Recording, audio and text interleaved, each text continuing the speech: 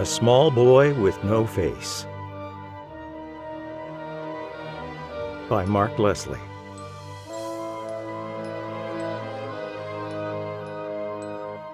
Read by Scott Overton.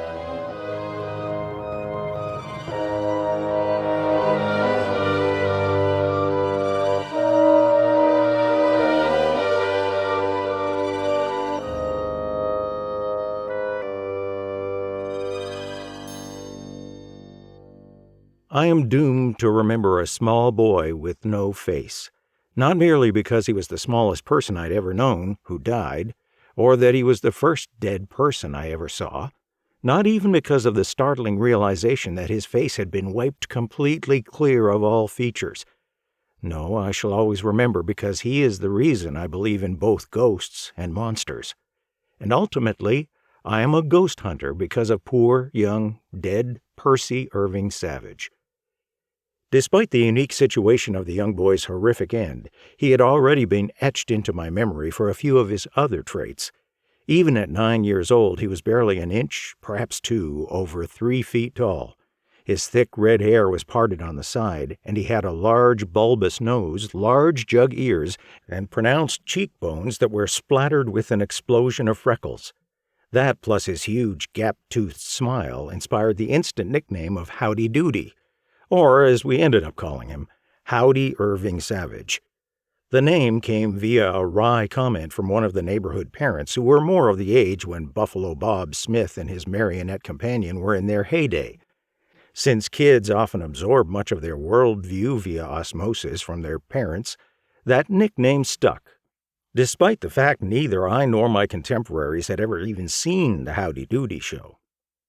If those looks weren't enough, Percy also came with his own unique soundtrack that included an asthmatic-like wheezing, the high-pitched, warbly nasal lilt of his voice, and the way he had of speaking without ever pausing for a breath.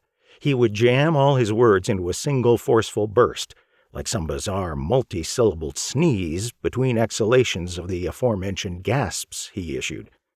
Combine that with the annoying way he insisted on being referred to not by his first name, nor even by his first and last name. He consistently demanded he be addressed as Percy Irving Savage, or, as he uttered it, Percy Irving Savage, because that's the way he spoke, rushed. I used to think he spoke that way to get the words out between the huge Darth Vader-styled breaths he took, but later I wondered if it might be because he somehow foresaw that his time on this earthly plane was limited and wanted to get as many words in as possible in the short time he had. What still chills me to the bone is the time I heard that same voice coming from his flat, featureless, and mouthless face. But I'm getting ahead of myself here. And I can see from the confused looks you are giving me that I haven't properly explained why I decided to talk about this young man and his fateful end. We're all gathered here, after all, for a common purpose. We all believe that there are things out there in that dark, vast night that transcend mundane scientific explanation, unexplainable things that most of the rest of the world might consider for a moment of fun speculation, but that they don't take seriously. Creatures, oddities, monsters even, that roam the dark woods beyond the reaches of our firelight. Specters and spirits that move about our world, mostly unseen. But we know better. We understand that there must be a reason why almost every single time and culture in our world has legends, myths, and religions that involve otherworldly beings interacting with us. And we have dedicated our lives to researching, exploring, and sharing to help others understand what we already know to be true. And to that end, I want you to think about the legends you've heard of the Shadow Men. Yes, the stories we've heard about them are varied, and some involve Men in Black-style legends involving aliens. But I'm not referring to those. I'm talking specifically about the Shadow Men tales from near this region that relate back to the Choctaw Nation's legends of the Nalusa Chito, the Inuit mythology of the Ijirak, Spain's El Cuco, the Audorodo Ochen of Belgium, of Lithuania's Baobas, the Congo's Dongalamiso, and of the one a little closer to us, Quebec's Bonhomme 7 Heures, or roughly translated into English, the 7 Hours Man. I can see from the knowing looks on your faces and the appreciative nods that you recognize the pattern among all these legends. These creatures are all boogeyman-esque entities parents use to convince their children to behave, to not wander too close to the water, far from home, or linger too long after dark. In the legends, disobedient children are often stolen away, never to be seen. And the same is true for most of the tales involving the Shadow Men. I'm sure that, like me, most of the tales you've already heard about them include children who disappear, never to be seen again. But I know that's not always the case, thanks to my encounter with Percy Irving Savage.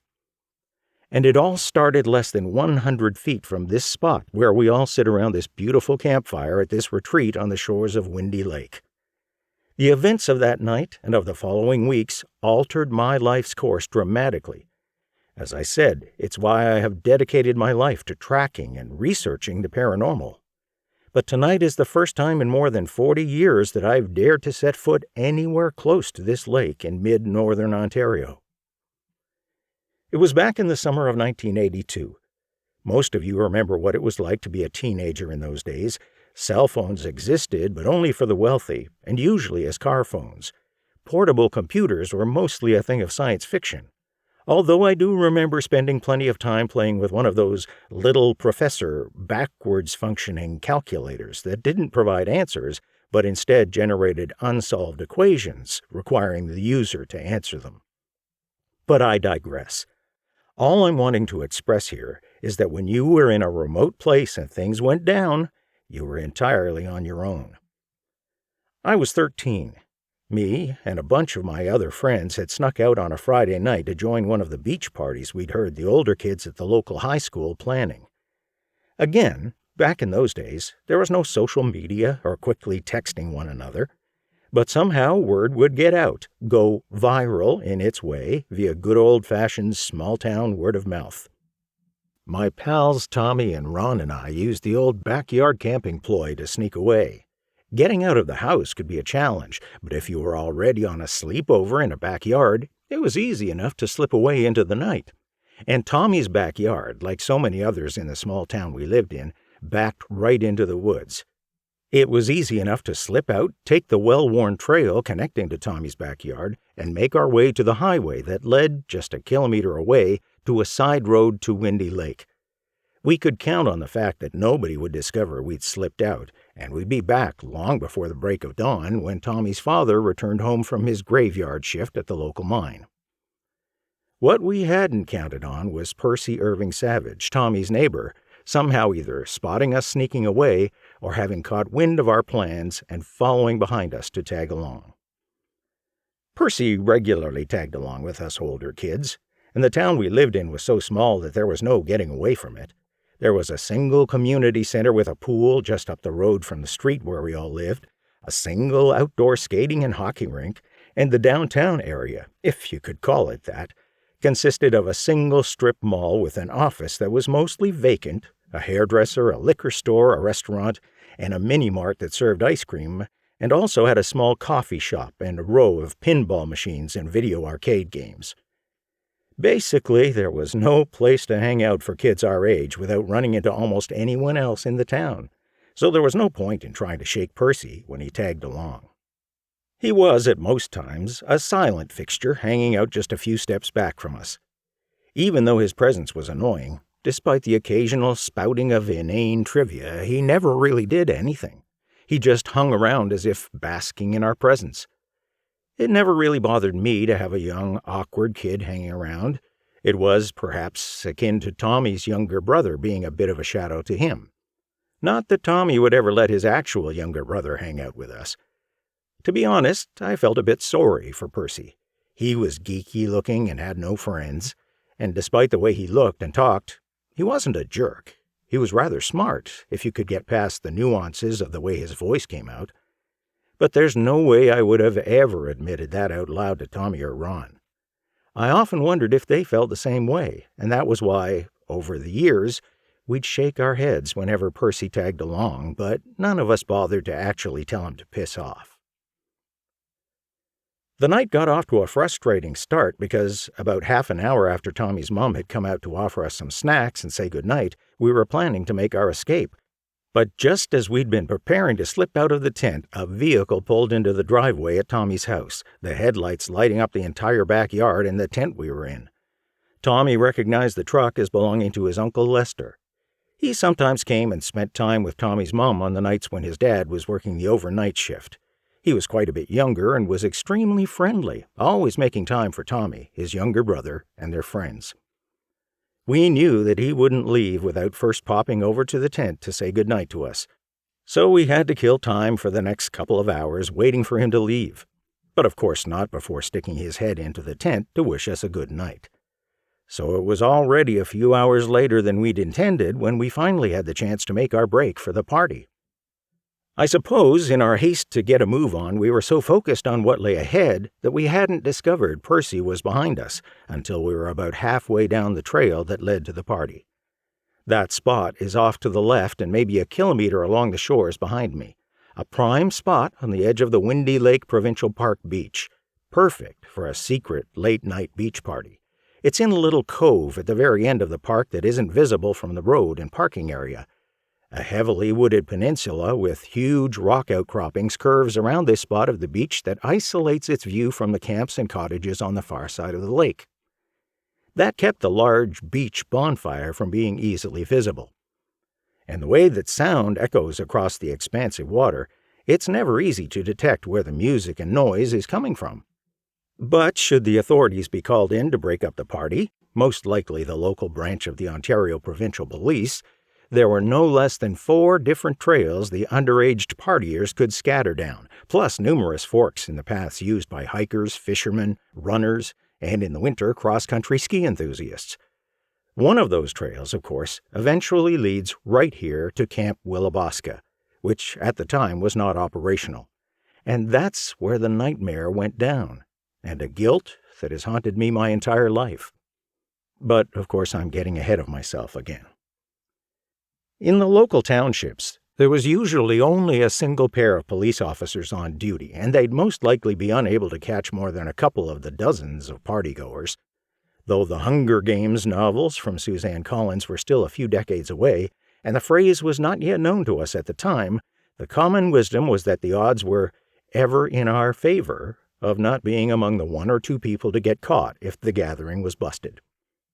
Of course, while having the party broken up by the police was what most of us considered the biggest risk, none of us had any idea of the actual looming threat and terror we were about to encounter. Except maybe Percy. If only we'd listened to him. We'd been making our way along the side of the gravel roadway and onto the trail that connects this camp with the cove I'd mentioned, where the party was being held. It was the night of a full moon with very few clouds, so we didn't need to use the flashlights we'd brought to light our way. Enough light spilled through the leaves and branches above to illuminate our path. And far from the very few streetlights in the nearby town, our eyes had already adjusted to the darkness. We were close enough to hear the water lapping onto the rocks of the nearby shore. Windy Lake has its name for a reason, you know. And the occasional sounds of the music and voices from the partying teens whenever the wind shifted in the right direction. We didn't realize that we weren't alone until we heard the telltale sound of a branch breaking underfoot off to our right. Tommy, who was ahead of me, let out a shriek of surprise and whirled around, his fists coming up in a ready-to-fight formation. "Who's there?" he said in the deepest voice he could manage, as if trying to compensate for the high-pitched yelp he'd just let out. "It's me," the even higher-pitched nasal voice called as he slowly stepped out from the dark shadows of a set of trees several feet away. "Percy Irving Savage." The way he uttered his name, it seemed like there were only 3 syllables to it rather than 6. "Damn it, Percy," Ron said. "You scared the piss out of me." "Piss?" I quipped. "I think it was a number 2 for me." "I'm going to need to check my shorts for both," Tommy said, lowering his raised fists. "Howdy, what the hell are you doing here?" "My name isn't Howdy. It's Percy Irving Savage." "Whatever. What are you doing here?" "I wanted to come to the party, too." Tommy, Ron, and I all exchanged glances with one another, the usual head shaking and rolling of eyes whenever Percy tried to tag along. Tommy sighed. "I hope that nobody followed you." "No," Percy said. "Nobody did. It's just us four, the four musketeers." "There aren't four," Ron said in a condescending tone. "Everyone knows there are only 3 musketeers." "Not true," Percy said. "There are 4. D'Artagnan, who is the narrator of the novel, joins Porthos, Aramis, and Athos to become the 4th member. The book is called The 3 Musketeers because it's D'Artagnan's story about how it all happened. I'm your D'Artagnan."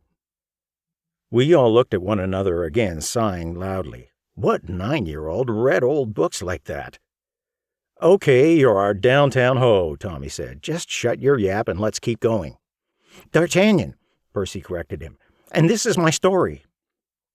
He, of course, had no idea just how right he was about that.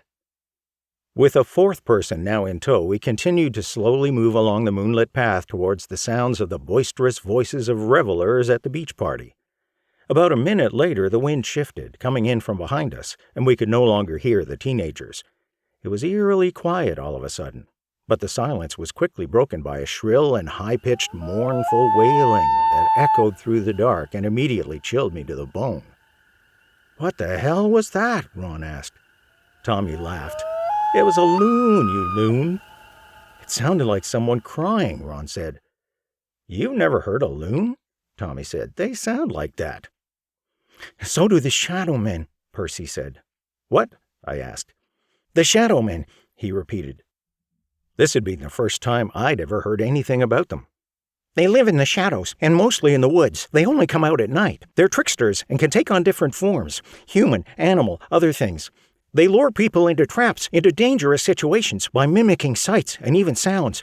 They draw people deeper into the woods so they can never escape." "Oh my God," Ron said, and it wasn't lost on me how he was speaking much more quickly.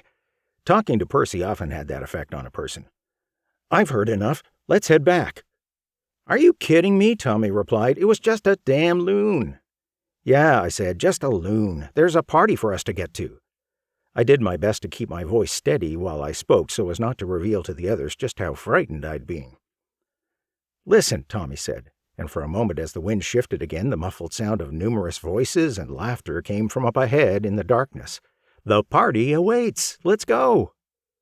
"It might not be a party," Percy said. "It could be the shadow men tricking us." "Knock it off," Tommy said, and continued to lead the way. The rest of us followed in silence. Our next few minutes we walked mostly in silence, with the mutterings, occasional shouts, and laughs of the partiers occasionally floating our way in fleeting waves, not unlike the waves that we could hear lapping at the nearby shore. Occasionally I could even hear the crackling of the bonfire. Which is why it was so disturbing when we arrived at the party site. There was nobody there. Not one single person. "What the hell?" Tommy said. "Where are they?" Ron said, his voice cracking. I looked over and down at Percy. His eyes were wider than I'd ever thought possible. I'll never forget the way I could clearly see a pair of full moons reflected in the orbs of his eyes as he nodded, his lips mouthing the words, "The Shadow Men." Letting out a gasp, I looked back to the secluded beach area where the parties were usually located. The remnants of a bonfire were there, and based on the scent in the air, it had been lit within the past few hours. "What's going on?" Ron asked. "I don't—" "There!" Tommy said, cutting him off as he pointed at something far off in the distance and across a large expanse of grass. Something metal gleamed in the moonlight as it passed along the road behind a thick set of trees. I thought I heard the crunching of tires slowly moving along a gravel road. It was a car.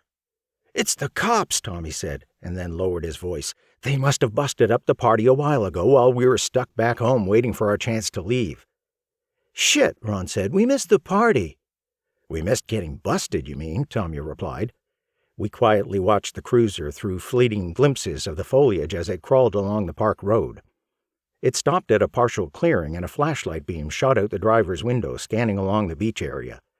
We all hunkered down beneath the cover of a line of shrubs in front of us to avoid being picked up by the beam of light. "They likely came back just to make sure nobody has returned," Tommy whispered. Less than a minute later, but what felt like an agonizing 10 minutes or more, the light that had been crawling along the beach area in front of us went out, and we heard the car continue to crunch along the gravel road as it pulled away. "Geez, that was close," Ron said, the first to stand. The rest of us followed suit. But what I don't understand, I said, glancing back at the empty beach area, is if they broke up the party sometime earlier, what was it that we heard? That's right, Tommy said, and his eyes went wide, though not as wide as Percy's had a few moments earlier. We heard a party. Yeah, Ron said, voices. The sound of the fire, even, I added. I told you, Percy whispered. It was the Shadow Men. They tricked us. A cold shiver ran down my spine, and the forest got deathly silent as we all turned and looked at him. Just then the eerie cry of a loon echoed through the night, but it hadn't come from the lake. It had come from the dark, wooded area to our right. That's when we lost it. All hell broke loose as the four of us screamed and bolted. I think Tommy and Ron must have run toward the beach in the provincial park area. I was honestly so terrified that I was only paying attention to my own headlong flight through the woods, back the way we had come. My breath was ragged, and I heard mostly my own wheezing and whining as I scrambled to get myself as far away as I could from whatever had made that god-awful haunting cry. In addition to my own breathing and footfalls, I heard footsteps behind me on the trail, which motivated me to run faster. But I also noticed there was not a single other audible sound in the air. No crickets calling, no lapping of the waves on the nearby shores, no wind rustling through the trees. Except for the sound of me running and the sound of footsteps behind me, the forest was deathly quiet. The path forked several times, and in my haste to put as much distance between myself and the unseen creatures I was convinced were chasing me, I must have taken as many of the wrong turns as possible. Instead of reaching the road that led out to the highway, I was moving closer to the shores of the lake. But there was no way I was going to backtrack to try to find the right trail. Whatever had made that eerie noise was behind me. So I kept running forward, moving as fast as my legs could take me on the unsteady ground. It wasn't until a few moments later when I realized it was Percy who'd been running behind me, because as the wind shifted, I heard his distinctive wheezing. And a moment later, as I was cresting a hill and slowing down, I heard his voice. "Wait up!" he screeched. "They're right behind me!"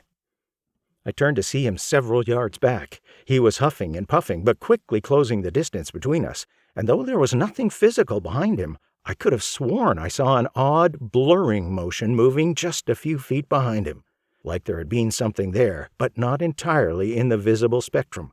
There was just a weird wavering or rippling of the air that was quickly closing in on him. The Shadow Men.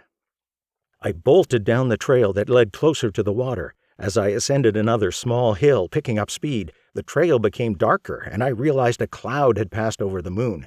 It was so dark I almost didn't see where the trail made a sharp turn to the left.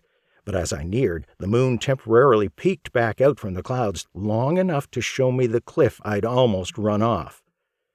Grabbing the branch of a tree on the side of the trail, I managed to pull myself to the left, making a sharp turn, and I sprawled off the trail and into the side of a tree, knocking the wind out of myself. I laid there, unable to catch a breath, bruised and scratched from my tumble, but grateful I hadn't kept going straight and run off the edge of the rock bluff. Percy wasn't so lucky. "Wait!" he screeched as he rushed down that same hill. I tried to call out to warn him, but was unable to utter more than a barely audible gasp. "Please don't let them get me!" he yelled. All 6 words blurted out as if they were one, and the moon, in its peekaboo way, tucked back behind a cloud as he came to that same hazardous turn I'd barely made. He kept running straight, right off the cliff. The blurry movement of air I'd spotted before seemed to ripple immediately behind him, finally catching up and blurring his legs and feet as he tumbled forward. He repeated his plea in an even more rushed tone than before as he disappeared into the darkness. I was spared the sound of his body landing on the rocks below by the tremolo sound of the loon call, a brief and crazy warbling laugh that echoed across the lake. The regular nighttime forest sounds suddenly resumed, all of them. The lapping waves on the shore of the lake, the sound of crickets in the air, the wind rustling through the leaves. I got back up to my feet and scrambled along the trail down the hill, sobbing uncontrollably, but trying to keep my crying as quiet as possible. There was something different in the air, as if the Shadow Men were no longer after me. "They're gone," a voice from deep inside suggested. "They've captured their prey for the night." I still tried to put as much distance from myself and that cliff edge, and when I got to the bottom of the hill I found myself just a few yards from this spot here at Camp Willabosca. It was over. At least for that moment. The rest of the night was a blur. I followed the road out of the camp area and back to the main route that led to the highway. Tommy and Ron were already back in the tent when I arrived. The first thing I'd ask them was where Percy was. You see, I was already planning on not sharing with them what I'd witnessed. They said they had no idea which way he went. The three of us sat up all night talking about what we'd heard near that beach and whether the shadow men were actually real. I didn't tell them what I'd seen that night.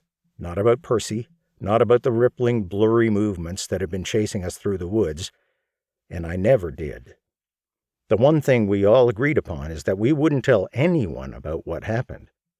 We never talked about sneaking out that night, about the sounds of a party that wasn't happening, and we certainly didn't admit that Percy had been with us.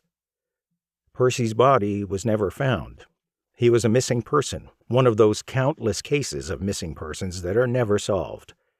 But I know what happened to him. The shadow men took him. Because, though he disappeared and was never seen again, I've seen him, countless times. The first time I saw him was about a month later, when I was walking home from the mini-mart a little after 8 o'clock at night. I was heading up the hill towards my house when I heard that distinctive, haunting laugh from the woods on my left. That same shrill and rapid reiteration of the loon call that I'd heard instead of the sound of Percy's body splattering on the rocky shore. And standing there in a set of trees was Percy, wearing the same little hoodie and jeans he'd been wearing the night he had disappeared. He was looking at me. Don't ask me how I could tell, because he didn't have a face.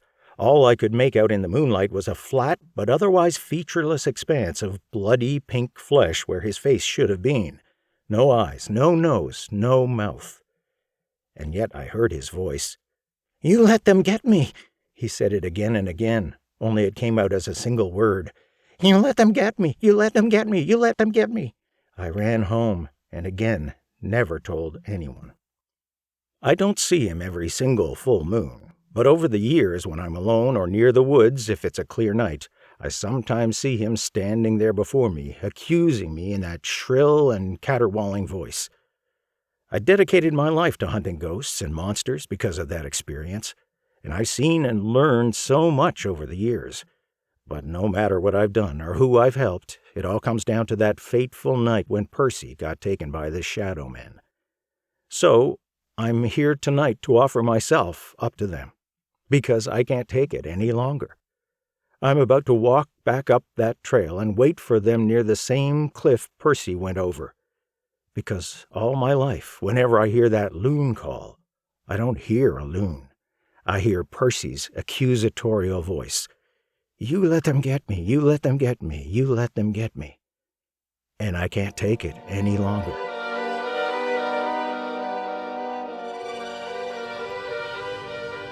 A Small Boy with No Face.